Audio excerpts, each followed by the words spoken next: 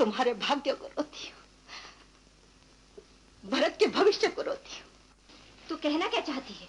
तुम तो खुशी में अंधी हो रही और तुम्हारे रास्ते में अंगारे बिछाए जा रहे हैं। कौन बिछा रहा है? कौशल्या क्या बकती है घर फोड़नी। अयोध्या की खुशी पर जैसे मंथरा की नजर लगी थी, आज भारत की खुशियों पर स्वरा और उनके जैसे urban naxals, white collar terrorist की नजर लगी पड़ी है। कहते हैं ना, हमें तो अपनों ने ही लूटा, गैरों में क्या दम था। मैं स्वरा की अदाकारी का बहुत बड़ा कायल था, पर जैसे जैसे इनकी हिपोक्रेसी पता चलती गई, मुझे लगता है कि कलयुग की मंथरा स्वरा ही है। जी हाँ, मंथरा जिंदा है।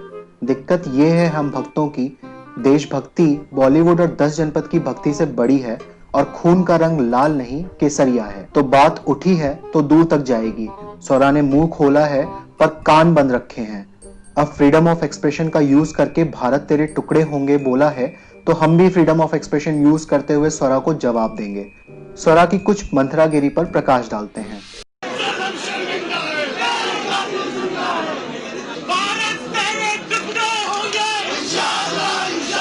ये मैं पहले भी दर्ज कर चुका हूँ। 5 लाख लोग हमारे पास हो ऑर्गेनाइज्ड, तो हम हिंदुस्तान और नॉर्थ ईस्ट को परमानेंटली कट कर सकते हैं। पर हम परमानेंटली नहीं तो कम से कम 1 महीने के लिए तो कट कर ही सकते हैं। मतलब इतना मवाद डालो पटरियों पर, रोड पे, उनको हटाने में 1 महीना लगे, है कि नहीं? जाए एयरफोर्स से, असम को काटना हमारी जिम्मेदारी है। असम और इंडिया कट के अलग हो जाए।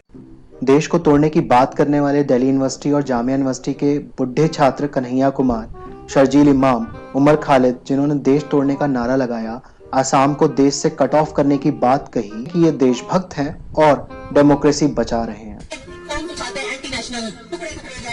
पाकिस्तान चले जाओ और भी नक्सल अलग अलग किस्म के। मैं भी जरूर कहना चाहूंगी कि हम गैंग जो है वो नफरत के टुकड़े और कुदरत के टुकड़े करने वाला है। वैसे स्वरा इनके लिए खूब सारी कैंपेनिंग भी करती हैं और खूब सारी शॉपिंग भी। इसका नजारा भी आप लोग ले ही लो। अच्छी साड़ी पहनूं, मैंने सबसे पहले बिल्कुल ये हीरोइन वाली हरकत।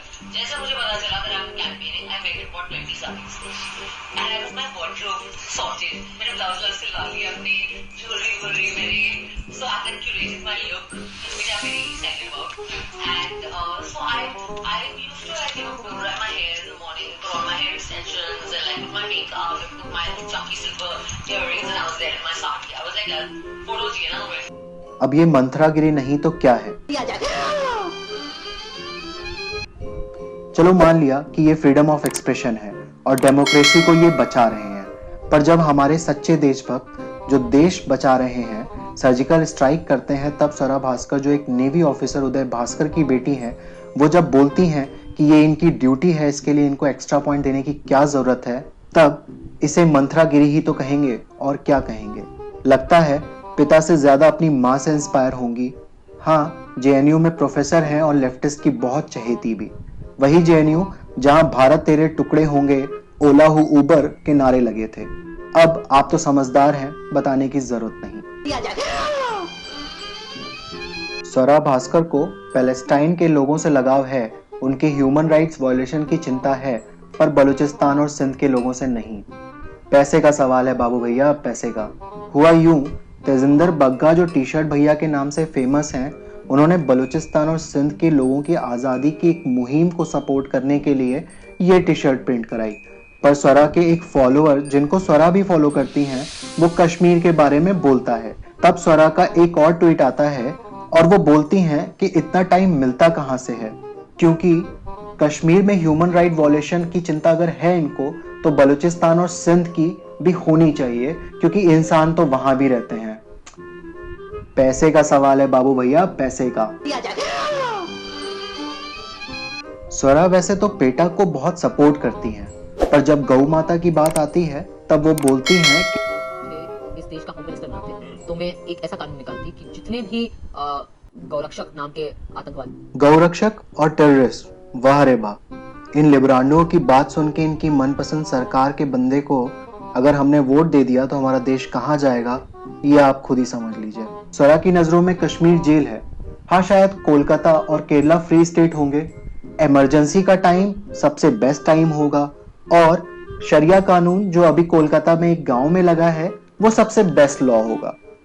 और वैसे स्वरा भास्कर को सबसे अच्छी सिटी कौन सी लगती है, आइए सुनते हैं। मैं काफी जगह घूमी हूँ, लेकिन लंदन, न्यूयॉर्क, इस्तांबुल, पेरिस सब फेल है लाहौर के सामने। What do you expect? What state that's run by Sharia laws? Then an unsecular state is like a failing state. अरे ये क्या बोल दिया, अभी तो तारीफ कर रही थी लाहौर की, अब बुराई करने लगी पाकिस्तान की। ओह, हिपोक्रेसी, डुअल कैरेक्टर। बीजेपी या कोई हिंदू रेप करता है तो स्वरा बहुत प्रोटेस्ट करती हैं और मुखर होकर बोलती हैं, और बोलना भी चाहिए। रेप जैसा महापाप और कोई है नहीं। Thanks Swara for being vocal. पर जब ये रेपिस्ट मुस्लिम समाज के होते हैं, मौलाना होते हैं और कांग्रेस पार्टी के होते हैं, तब इनका कोई ट्वीट नहीं मिलता, कोई इंटरव्यू की क्लिप नहीं मिलती। अब अगर ऐसा है तो इसे सेलेक्टिवनेस, हिपोक्रेसी या पाखंडी का ही तो दर्जा दिया जाएगा। इस बात को उठाते हुए शेफाली वैद्य जी ने इन बॉलीवुड वालों की हिपोक्रेसी को एक्सपोज करना शुरू कर दिया ट्विटर पर उल्टा चोर कोतवाल को डांटे। इन लोगों ने गुट बना के शेफाली वैद्य जी की पोस्ट पर ही लिंचिंग शुरू कर दी। पर हमारी शेफाली वैद्य जी जो एक योद्धा हैं, इन्होंने इनका भरपूर जवाब दिया और इनके डबल स्टैंडर्ड्स को बहुत अच्छे से एक्सपोज किया। अब फ्रीडम ऑफ स्पीच का लेक्चर जो इन्होंने हमें पिलाया था, अब हम इनको पिला रहे हैं, टिट फॉर टैट। वैसे तो ये लोग फ्रीडम ऑफ एक्सप्रेशन और टॉलरेंस के दल्ले बने फिरते हैं, पर जब मोनिका अरोरा जी की Delhi riots the untold story Bloomsbury प्रकाशित करने जा रहा था, ये छाती पीट पीट कर हल्ला मचा रहे थे। क्यों? क्योंकि ये बुक इन सबको और ब्लूम्सबेरी की एक और किताब Shaheen Bagh protest to movement के किताब की झूठ को एक्सपोज करने वाली थी। पर इन फ्रीडम ऑफ एक्सप्रेशन के दल्लों ने, लिब्रांडुओं ने, अर्बन नक्सल, व्हाइट कॉलर टेररिस्ट ने, जिसमें मंथरा भी है, ब्लूम्सबेरी पर प्रेशर डालकर इस बुक के प्रकाशन को सस्पेंड करा दिया और फ्रीडम ऑफ एक्सप्रेशन की मां आया ओ कर दिया। हिपोक्रेसी तो इनसे कोई सीखे। पर घबराइए मत, ये बुक अब स्वदेशी पब्लिशिंग कंपनी गरुड़ा प्रकाशन छाप रही है। 24 घंटे में 20,000 कॉपीज प्री बुक्ड हैं, जो एक रिकॉर्ड है। अब हमें और आपको इस बुक को परचेज करना है और इनके मुंह पे लात मारनी है। वैसे स्वरा जिस सीए और एनआरसी के अगेंस्ट में प्रोटेस्ट कर रही थी और मुस्लिम औरतों को भड़का रही थी, उनको सीए और एनआरसी के क्लॉजेस के बारे में कितना पता है, आइए देखते हैं। एनआरसी में इतने डरावने प्रोविजंस हैं जिससे आम नागरिक जो, और ये सिर्फ किसी कम्युनिटी की बात नहीं है, एनआरसी ड्राफ्ट कहाँ है?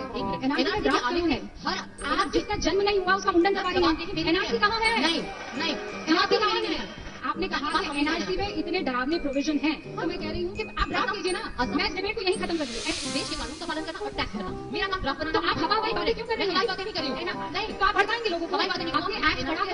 मैं अभी एक्ट नहीं करा। मैंने रेलेवेंट सेक्शन पढ़े। उन्नीस एक्ट को पढ़िए स्वयं। इसमें मुसलमानों का कोई जिक्र नहीं है। आप मुसलमानों को भड़का रही हैं। मुझे पता है, नहीं पढ़ेंगी। आप पढ़ेंगी तो आपका झूठ सामने आ जाएगा।